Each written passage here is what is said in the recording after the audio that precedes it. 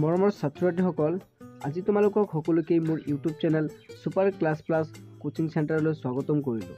আজিৰ এই ভিডিঅ'খনত আমি ক্লাছ 10ৰ পুনৰালোচনা নামৰ যিটো চেপ্টাৰ আছে অৰ্থাৎ ৰিভিজন, এই ৰিভিজন নামৰ চেপ্টাৰটোৰ ইন্ট্ৰডাকশ্যনৰ বিষয়ে ডিছকাছ কৰিম।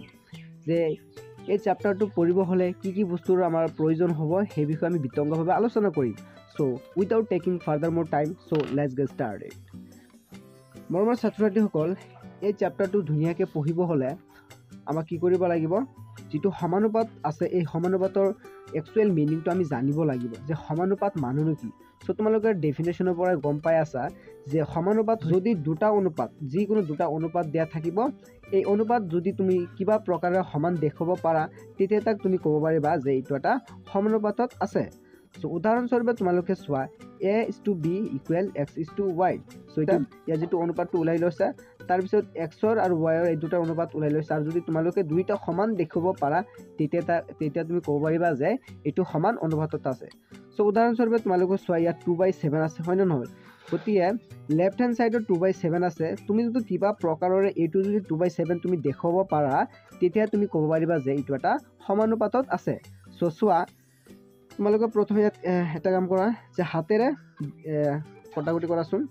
যে ইয়াত হাতেৰে কেইবাৰ যাব, এবাৰ যাব, হয়নে নহয়? 0টো থাকি গ'ল। তাৰপিছত হাতেৰে ইয়াত কেইবাৰ যাব, 7 × 7, 7 2 × 14, 7 3 × 21, 7 3 × 21, 7 4 × কিমান হ'ব, 28 হ'ব। গতিকে এইটো বেছি হৈ 28টো 24তকৈ কিবা 24টো সৰু হৈ আছে, 28টো ডাঙৰ হৈ আছে, সেইকাৰণে নাযাব। তো হাতেৰে কেইবাৰ যাব, 3বাৰ যাব। 7 3 × কিমান হ'ব, 21। আৰু কিমান বাকী থাকিল, 3 বাকী থাকিল, 3 আৰু ইয়াত 5 কিমান হ'ল, 35। 35ত কিমান বাৰ যাব, 35ত যাব হাতেৰে 5 বাৰ। চ' 35 হ'ল। আকৌ 2ৰে 10ত কেইবাৰ যাব, ধৰি লোৱা 5 দিয়া তোমালোকে, 5ৰে কেইবাৰ যাব, 2বাৰ যাব, আৰু ইয়াত 5ৰে কেইবাৰ যাব, 7 বাৰ যাব। চোৱা তোমালোকে ইয়াত যে 2/7 তোমালোকে ইয়াত পাইছা সমান, আৰু 2/7 পাইছা। এতেকে তোমালোকে ক'ব পাৰা যে ই এটা কি সমানুপাত, ই এটা সমানুপাত বুলি তুমি ক'ব পাৰা। চ' আৰু এটা উদাহৰণ ল'বলৈ যত্ন কৰিম। উদাহৰণ চোৱাটো ধৰি লৈছোঁ 1 নম্বৰ, আৰু মই 2 নম্বৰটো লৈছোঁ। ধৰি লোৱা 36 লৈছোঁ। 36 ইজ ডিভাইডেড বাই কিমান, 12। তাৰপিছত তোমালোকে ল'ব পাৰা 72/24। এইটো চোৱা, ইয়াত ওপৰত কি আছে 36, তলত আছে 12। গতিকে তোমালোকে ইয়াতো সেইটোৱে দেখাব লাগিব, অৰ্থাৎ 36/12 দেখুৱাব লাগিব। চ' 2ৰে ইয়াত কেইবাৰ যাব, 2ত এবাৰ যাব, আৰু 4ত 2বাৰ যাব। 2ৰে 7ত কেইবাৰ যাব, 3বাৰ, 2 3 × 6, আৰু 1টো বেছি হ'ল, 1 বেছি হোৱাৰ কাৰণে ইয়াত দি দিয়া। 2ত কিমান হ'ব, 12 হ'ল, আৰু 12ত 2 কেইবাৰ যাব, 6বাৰ যাব।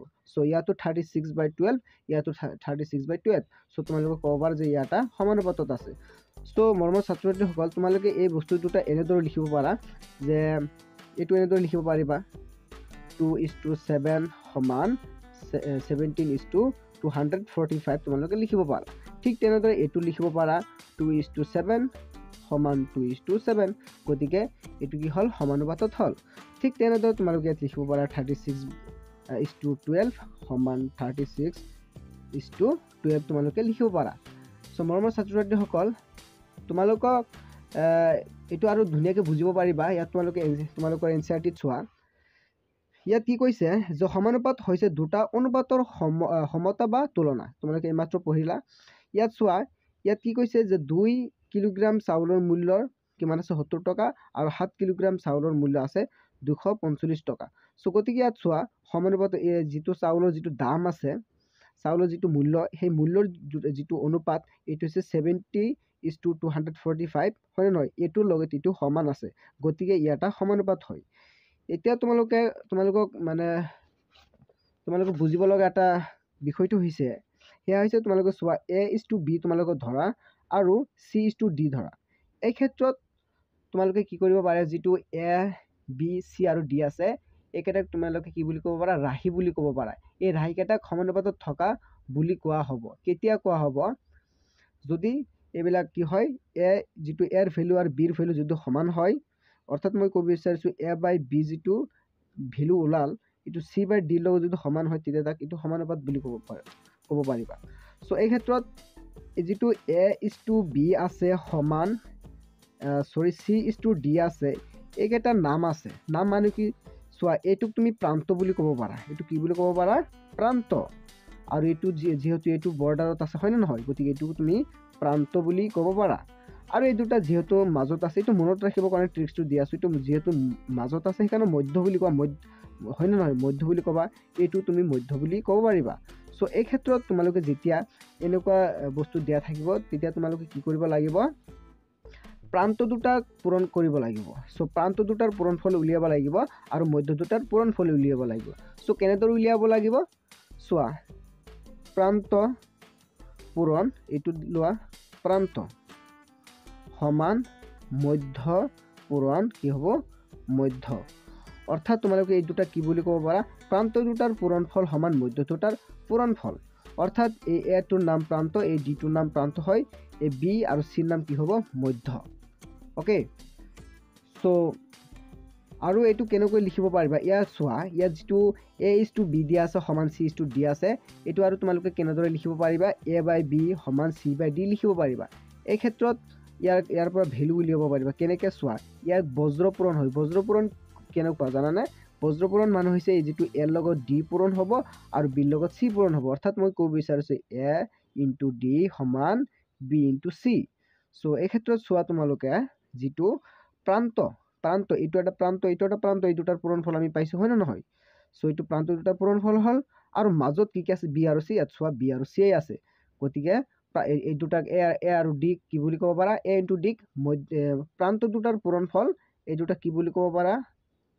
প্ৰান্ত দুটাৰ পূৰণফল বুলি ক'ব পাৰা।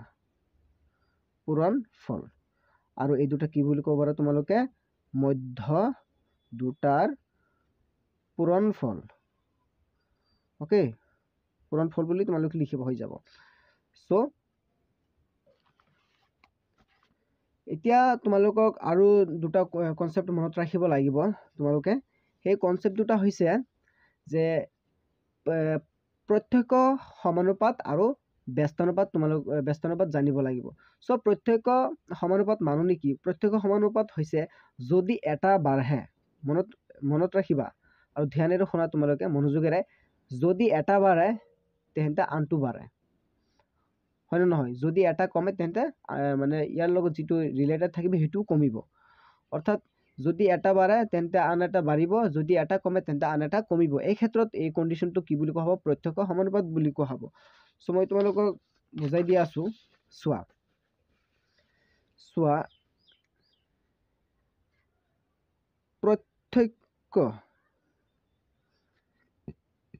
প্ৰত্যক্ষ কি? সমানুপাত।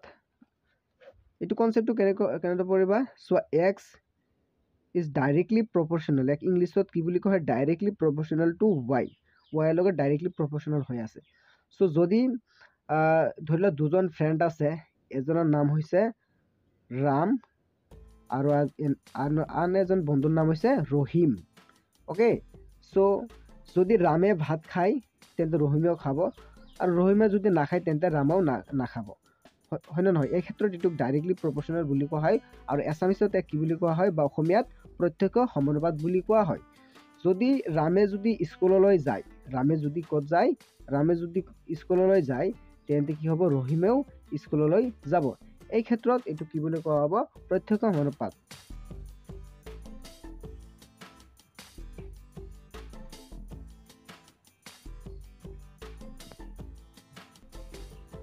আৰু এটা আছে যাক কোৱা হয় ব্যস্তানুপাত। অ'কে, কি বুলি কোৱা হয়? ব্যস্তানুপাত। ব্যস্তানুপাত মানে কি? চ' ব্যস্তানুপাত মানে হৈছে যে X is inversely proportional to Y। অৰ্থাৎ যদি X বাঢ়ে তেন্তে Y কমিব। যদি X বাঢ়ে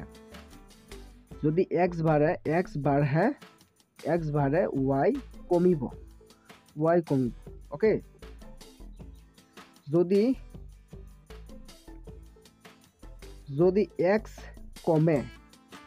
X কমে তেন্তে কি হ'ব? Y বাঢ়িব। অ'কে, বাঢ়িব। চ' এই ক্ষেত্ৰত ইয়াক কি বুলি কোৱা হ'ব? ব্যস্তানুপাত বুলি কোৱা হ'ব। এই কণ্ডিশ্যন দুটা তোমালোকে মনত ৰাখিবা।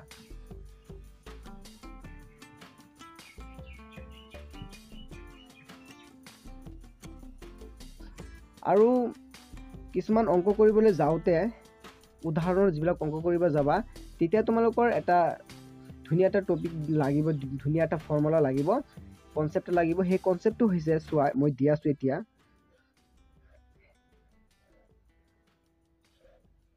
এনেকুৱা তোমালোকে নিশ্চয় দেখিব পাৰিছা আগত, হয়নে নহয়? ইয়াত ধৰি লৈছা কিবা এটা এক্স দিয়া আছে আৰু ইয়াত ৱাই দিয়া আছে। এইটো এক্স ৱাই, এইটো ৱাই ৱাই, এক্স ৱাই, এইটো ৱাই ওৱান, এইটো এক্স টু, এইটো ৱাই টু। চ' ঠিক তেনেদৰে তোমালোকে আৰু ইচ্ছা কৰিলে আৰু বঢ়াব পাৰা। ইয়াত তোমালোকে x three, Y three, dot আৰু বহুত যাব পাৰে, এক্স ফ'ৰ, ৱাই ফ'ৰ, এনেকুৱা যাব পাৰে। চ' এই ক্ষেত্ৰত তোমালোকে লিখিব পাৰা যে এক্স ওৱানৰ লগত ৱাই ওৱান মাল্টিপুল কৰিব পাৰা, অৰ্থাৎ এক্স ওৱান ৱাই ওৱান সমান এক্স টু ৱাই টু সমান এক্স থ্ৰী ৱাই থ্ৰী, এনেদৰে তোমালোকে যাই থাকিব পাৰা।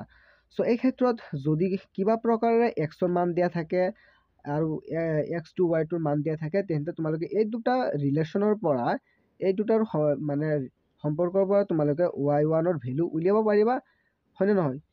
ইচ্ছা কৰিলে ৱাই টুৰ ভেলু উলিয়াব পাৰিবা, এক্স টুৰ ভেলু, যিকোনো ভেলু উলিয়াব পাৰিবা।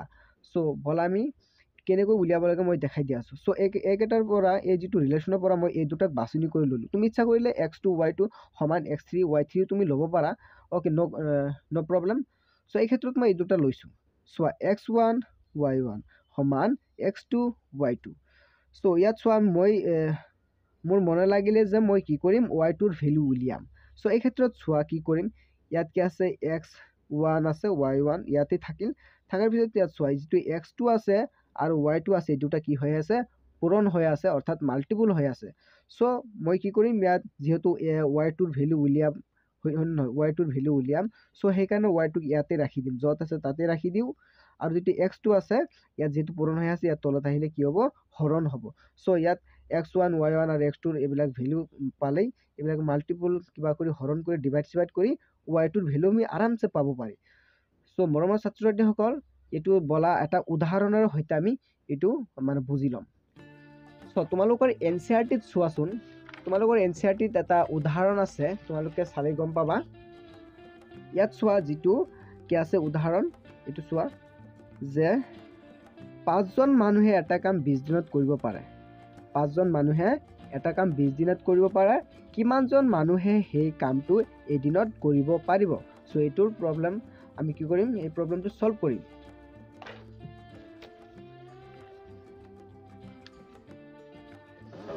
কুৱেশ্যনটো আমি ধুনীয়াকৈ লিখি ল'ম, তেতিয়া আমালোকৰ বুজি পোৱাৰ অসুবিধা নহ'ব, ধুনীয়াকৈ বুজিব পাৰিম। চ' উদাহৰণটো চোৱা, কি কৈছে যে 5জন মানুহে এটা কাম 20 দিনত কৰিব পাৰে।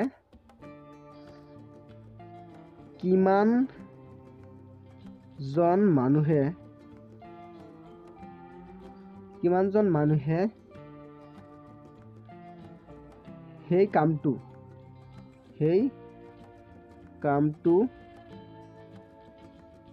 সেই কামটো এদিনত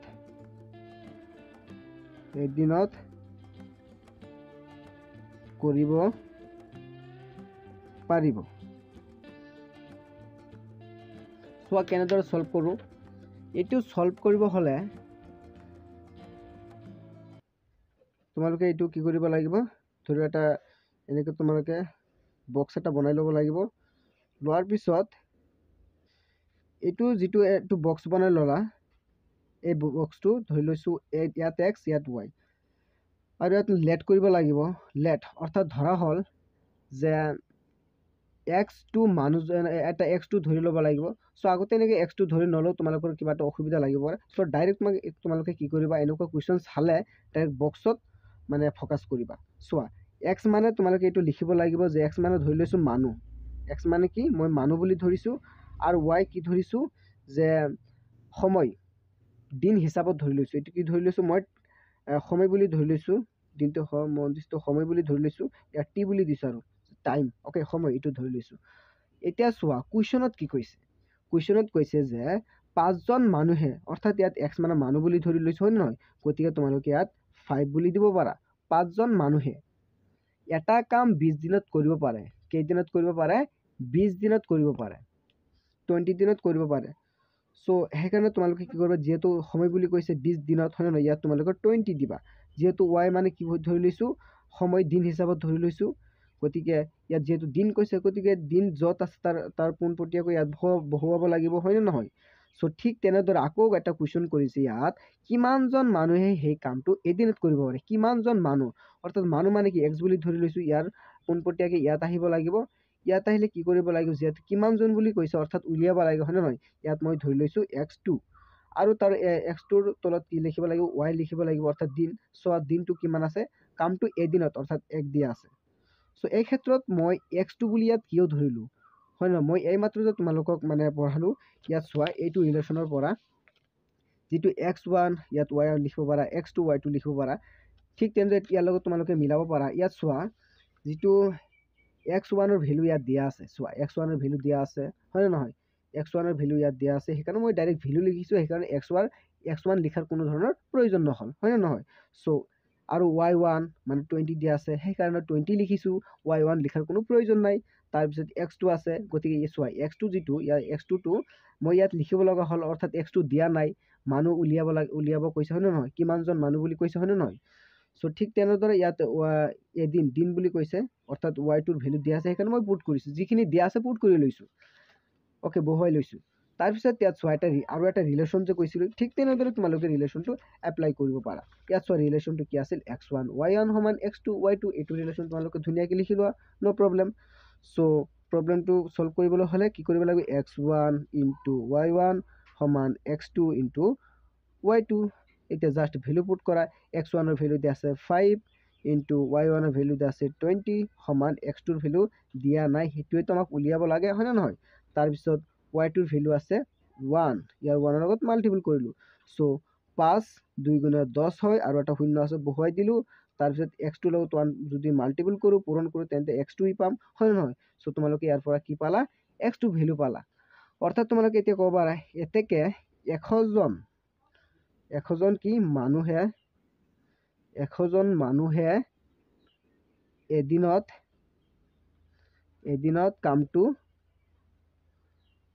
কামটো কি কৰিব পাৰে, কৰিব পাৰিব বুলি লিখা, কৰিব পাৰিব, okay. So' this is the solution. মৰমৰ ছাত্ৰ ছাত্ৰীসকল, আই হোপ তোমালোকে ধুনীয়াকৈ বুজিব পাৰিছা। আৰু যদি কিবা অসুবিধা হৈছে তেন্তে তোমালোকে কমেণ্ট কৰিবা, আৰু ধুনীয়াকৈ পঢ়াবলৈ চেষ্টা কৰিম। চ' ইয়াৰ পিছত যিটো ভিডিঅ' হ'ব, এইটো ৰিভিজন 1ৰ ওপৰত হ'ব, অৰ্থাৎ তাত কি উলিয়াব লাগিব, যে আমাৰ সমানুপাত উলিয়াব লাগিব, হয় নে নহয়? চ' থেংক ইউ ফৰ ৱাচিং, will meet in the next class.